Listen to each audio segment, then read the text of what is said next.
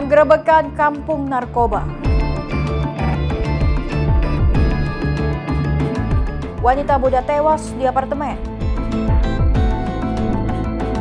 Aksi kejar-kejaran polisi dengan curanmor.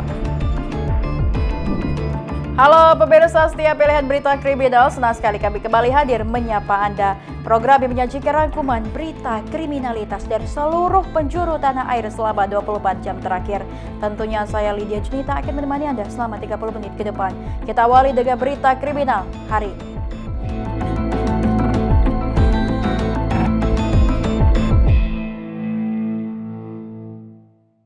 Kita ke informasi utama, pemirsa. Petugas gabungan dari Satres Narkoba dan Samapta Polrestabes Palembang menggerebek kampung narkoba di Palembang. Dari penggerebekan ini, sejumlah kurir dan barang bukti narkoba diamankan petugas.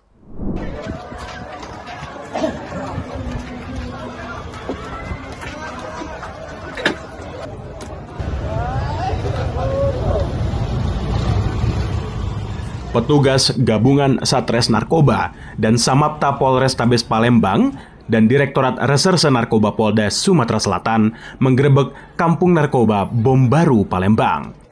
Penggerebekan ini dilakukan di Jalan Selamat Riyadi, Lorong Manggar 2, Kecamatan Ilir Timur 2, Palembang. Penggerebekan dipimpin langsung Kasubdit Reserse Narkoba Polda Sumsel AKBP Christopher Panjaitan menyelusuri satu persatu rumah yang sudah dijadikan target polisi yang disinyalir diduga sebagai kurir dan bandar narkoba di wilayah itu.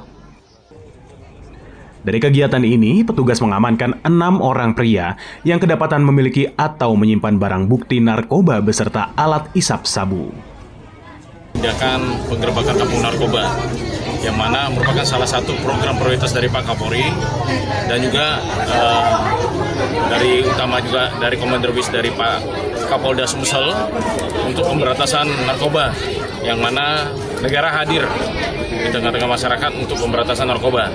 Dan rekan-rekan lihat sekalian, ini dipenuhi dengan masyarakat dan ini merupakan salah satu kampung narkoba yang sangat marak peredaran narkoba baik pemakai ataupun sebagai pengedarnya. Bukti ada beberapa barang bukti, yaitu ada berupa bong, clip paper, ada skopnya, ada timbangan, dan juga ada ganja, serta ada juga nih bungkusan-bungkusan dari paket-paket kecil yang merupakan dari pengedar-pengedar dari Bom Baru. Itu berapa orang Bang yang diamankan Bang? Itu saat ini yang berhasil kita amankan 5 orang.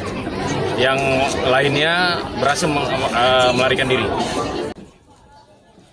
Kegiatan ini merupakan program Kapolri dan Kapolda Sumsel untuk memberantas peredaran narkoba di Sumatera Selatan. Dari Palembang, Sumatera Selatan, Tim Liputan Berita Nasional TV. Diduga dalam kondisi bergantung, satu unit mobil menabrak pagar rumah Wakil Presiden ke-10 dan ke-12 Republik Indonesia Yusuf Kala di kawasan Brawijaya, Jakarta Selatan. Akibat peristiwa ini, pagar rumah mengalami kerusakan parah.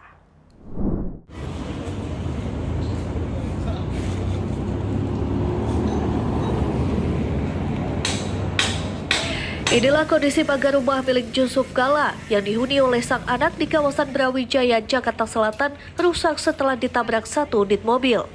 Menurut penjaga rumah, kejadian terjadi sekitar pukul 3:45 Rabu dini hari. Mobil datang dari arah Kemang lalu menabrak tiang dan pagar hingga roboh ke dalam area rumah. Akibat kejadian tersebut, kaca dan pagar rumah mengalami kerusakan. Saat kejadian, di dalam mobil terdapat 3 orang, terdiri dari 1 perempuan dan 2 laki-laki. Sedangkan pengemudi mobil diketahui seorang perempuan. Jadi mobil ini dari arah Kemang. Ya mungkin kondisi yang mengendarai mobil ini sedang mabuk. Jadi dia menghantam tiang ini, lalu langsung ke ini mobilnya, sampai ke dalam. Objek yang rusak apa aja Bang? Berarti hanya 2 itu? Jadi yang rusak ini kaca, terus pagar ini roboh ke dalam. Berdasarkan data kepolisian, pengemudi mobil berinisial HP, perempuan berusia 35 tahun. Polisi menyebut mobil jenis Hyundai Santa Fe tersebut diduga dikemudikan dalam kondisi mengantuk. Pengemudi pada waktu itu kondisi dalam keadaan ngantuk, kemudian out control, sehingga terjadilah kecelakaan menabrak bagian daripada pembatas rumah. Si penabrak ini akan mendatangi rumah korban untuk mempertanggungjawabkan segala kerusakan yang ada di sana. Iya, jenis yang digunakan jenis mobil Jeep warna putih. Itu dikemudiin satu orang aja Pak ya? Iya, pengemudinya satu orang. Pria atau wanita Pak? Wanita. Tidak ada korban jiwa dalam peristiwa ini. Pihak kepolisian Satlantas Jakarta Selatan juga telah melakukan olah kejadian perkara. Kini kasus kecelakaan ditangani oleh Polres Metro Jakarta Selatan. Dari Jakarta, Tim Liputan Berita Nasional TV.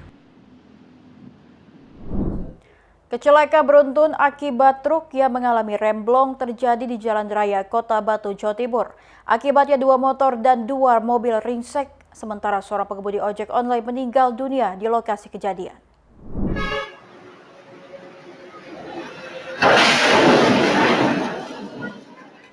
Inilah rekaman kamera pengawas saat truk tanpa muatan diduga mengalami malfungsi pengereman di Jalan Patimura, Kota Batu. Truk terlihat banting setir menabrak kios, pohon, dan tiang listrik.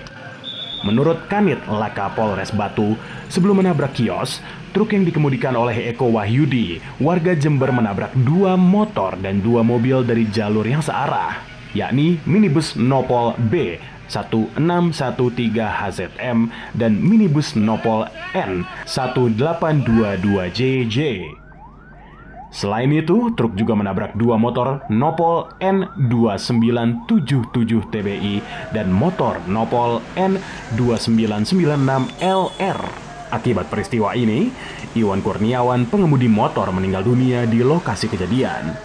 Sementara 4 korban lainnya mengalami luka dan dirawat di RS Hasta Brata, Kota Batu. Yang terjadi, yang terlibat laka barusan, dugaan awal adalah gagal pengereman. Nanti kami akan mendalami di penyelidikan dan penyidikan. Apabila ditemukan seperti apanya, nanti kami update selanjutnya. Untuk sementara terjadi kegagalan pengereman alias remblong. Polisi masih mendalami dugaan kelalaian pengemudi truk yang mengabaikan keselamatan dengan mengemudikan kendaraan yang mengalami masalah rem. Dari Malang, Jawa Timur, Tim Liputan Berita Nasional TV melaporkan. Sopir dam truk pengangkut material bangunan mengantuk hingga menyebabkan truk oleng dan terguling. Beruntung dalam kejadian ini tidak ada korban jiwa. Sebuah dam truk pengangkut material bangunan tujuan Kabupaten Indramayu dari Desa Pasir Muncang, Kecamatan Panyingkiran, Kabupaten Majalengka mengalami kecelakaan lalu lintas terperosok dan terguling di Desa Babakan Anyar, Kecamatan Kadipaten Majalengka, Jawa Barat, Rabu 18 Februari 2026. Diduga pengemudi mobil dam truk Nopol E9537VC Muksin warga Kecamatan Kertajati mengantuk sehingga oleng ke kiri hingga terguling. Kemacetan lalu lintas di jalan provinsi sepanjang 2 km tak dapat terelakkan. Teman sesama sopir berupaya membantu dengan menurunkan muatan sirtu dari mobil tersebut ke mobil dam truk lain agar pendistribusian sirtu ke tempat tujuan tidak terhambat. Bangkai mobil yang mengalami laka lantas di lokasi kejadian akhirnya diderek ke bengkel karena mengalami patah as roda kanan depan agar tidak menghambat jalur lalu lintas di kawasan itu. Teman pengemudi dam truk yang mengalami laka lantas Dede Rosadi membenarkan sopir ngantuk dalam perjalanan untuk tujuan ke Indramayu. Ngantuk ya. Tujuan kemana itu? Tujuan ke Indramayu. Ngangkut sirtu Ya. Dari mana asalnya tuh mobil itu? Dari Majalengka. Apakah ada korban nggak kira-kira? Nggak ada. Ya, alhamdulillah nggak ada. Dari Majalengka, Jawa Barat, Tim Liputan Berita Nasional TV. Truk tangki mengalami kebakaran di ruas tol Cipali kilometer 185 arah Cirebon. Tim gabungan dikerahkan untuk evakuasi kendaraan dan dilakukan pengaturan arus lalu lintas untuk menghindari kemacetan. Mantap. Tambah gede. Nah.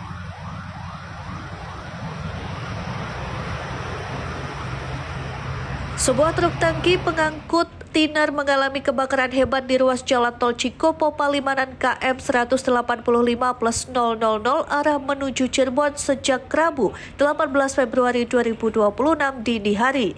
Insiden tersebut sempat menyebabkan arus lalu lintas terganggu dan dilakukan pengalihan sementara.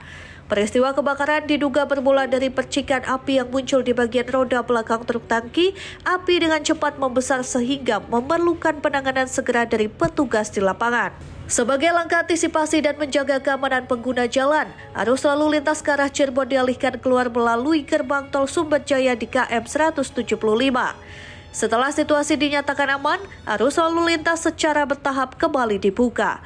Petugas Astra Tol Cipali bersama Satuan PJN dan Dinas Pemadam Kebakaran setempat bergerak cepat melakukan pemadaman dan evakuasi kendaraan guna mempercepat normalisasi lalu lintas.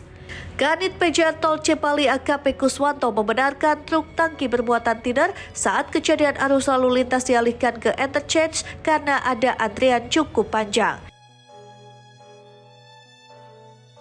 Terjadi kebakaran kendaraan tangki pengangkut tiner di Kupang Medan 185 jalur Ambon, jalur yang mengarah dari Jakarta ke Cirebon.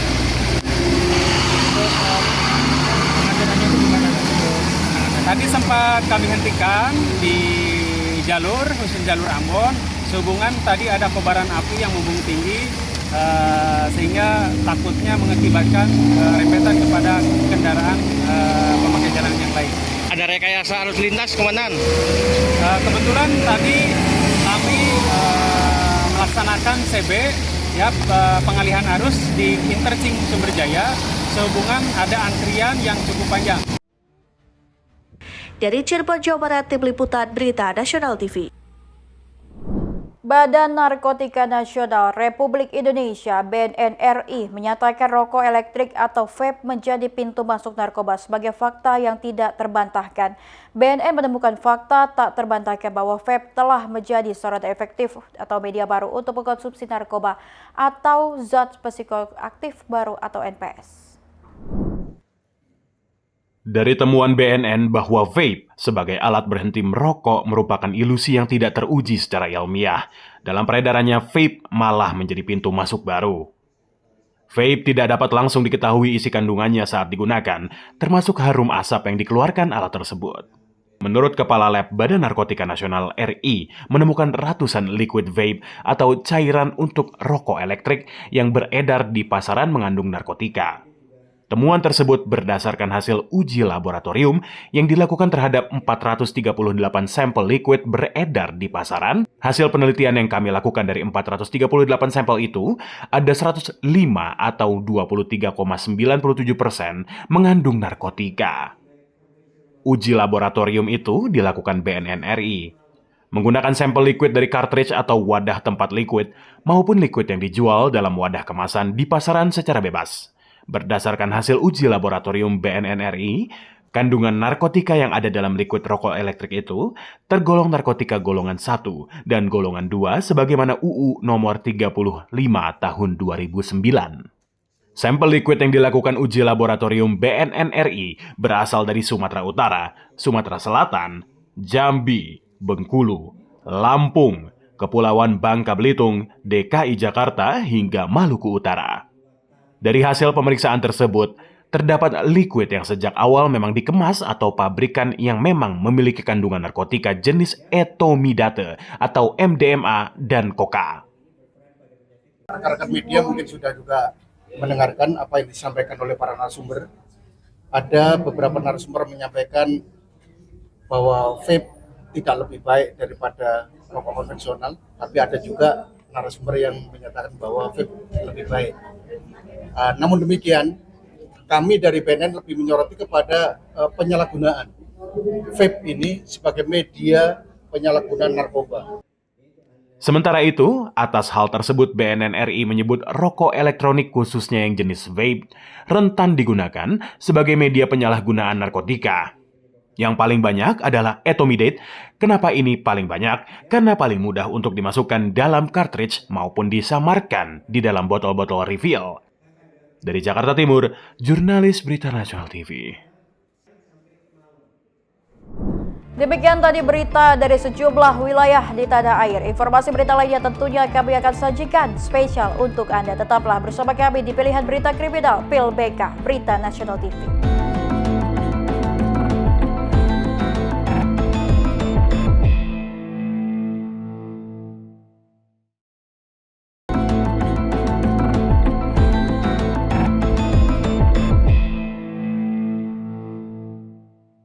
Pemirsa, seorang wanita muda yang sebelumnya pamit kepada orang tuanya untuk menginap di rumah teman ditemukan meninggal dunia di sebuah apartemen di Kabupaten Bekasi, Jawa Barat.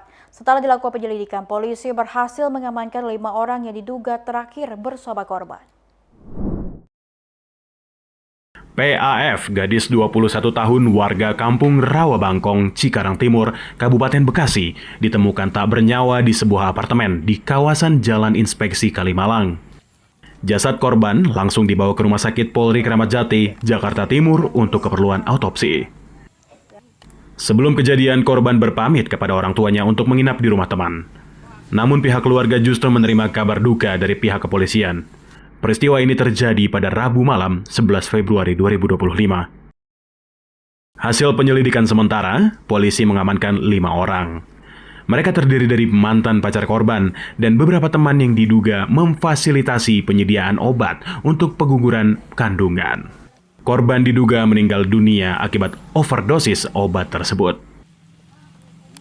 Dia pergi mau nginap di rumah temannya di Sisasa, kata emang teman dekatnya, karena dia mau nginep. Itu pas gitu saya tanya, kenapa nggak curhat sama orang tua?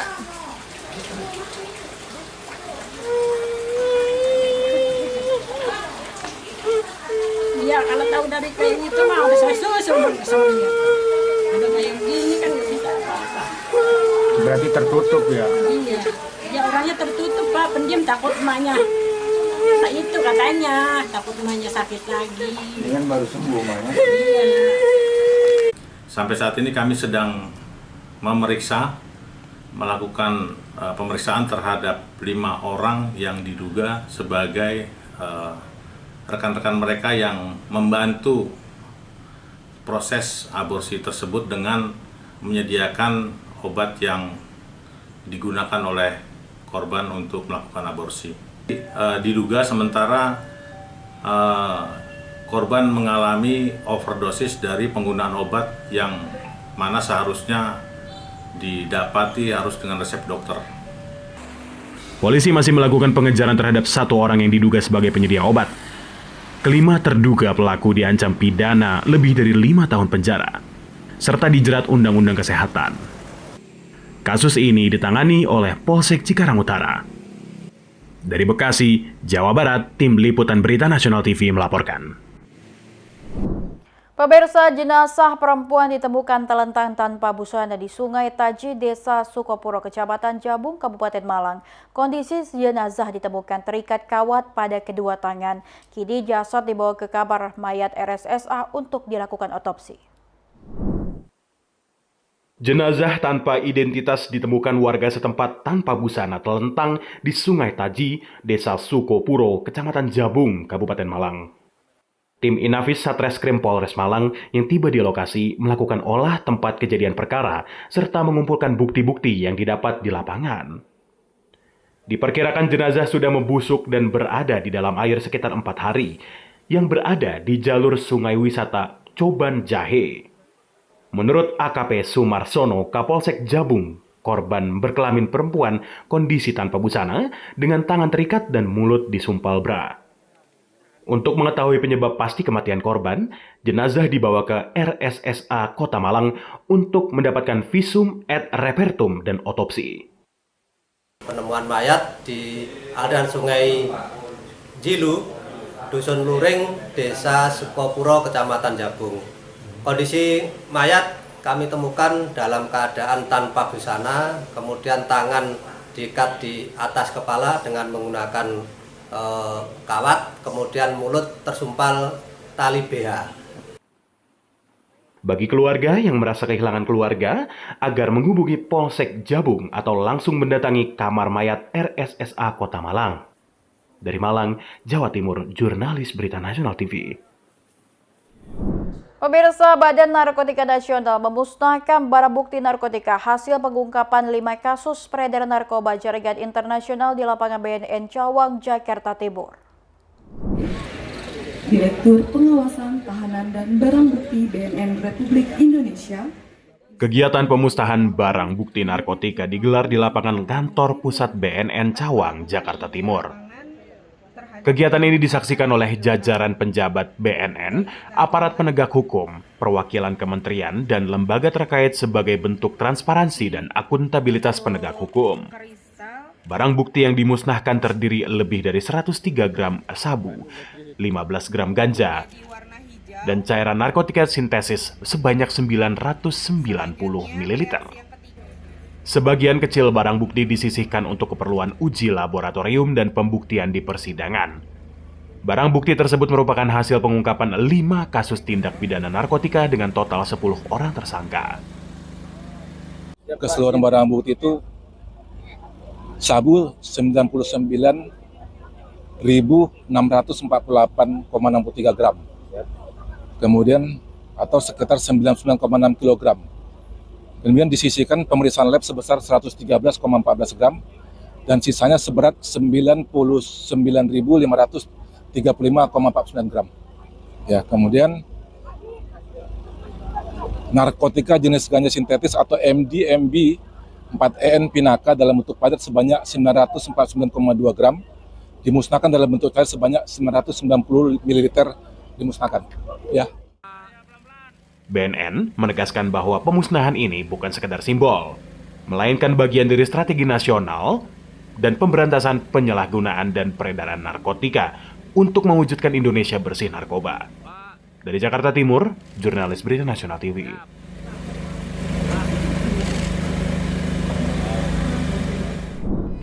Informasi berita lainnya dari berbagai daerah tentunya kami akan sajikan usai jeda berikut ini. Tetaplah bersama kami di Pilihan Berita Kriminal PILBK Berita Nasional TV.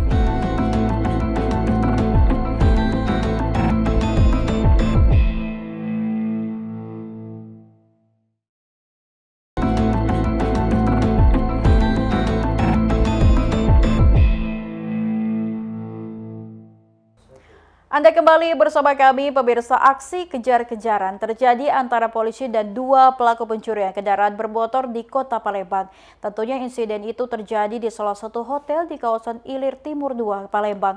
Keduanya diketahui telah 9 kali beraksi di wilayah hukum setempat. Woi, kau dengan siapa? Woi, kau dengan siapa malingnya? Apa maling apa, Pak? Maling motor. Demi Allah, tidak, Pak. Kedua tersangka masing-masing berinisial MR, 22 tahun, warga Jalan Bendungan, Kelurahan 20 Ilir, Kecamatan Kemuning, dan AR, 18 tahun, warga Jalan Mangkubumi, Kelurahan 3 Ilir, Kecamatan Ilir Timur 2, Palembang. Aksi kejar-kejaran itu sempat membuat heboh sejumlah warga, bahkan ada beberapa warga yang ikut mengabadikan video pengejaran dan viral di media sosial.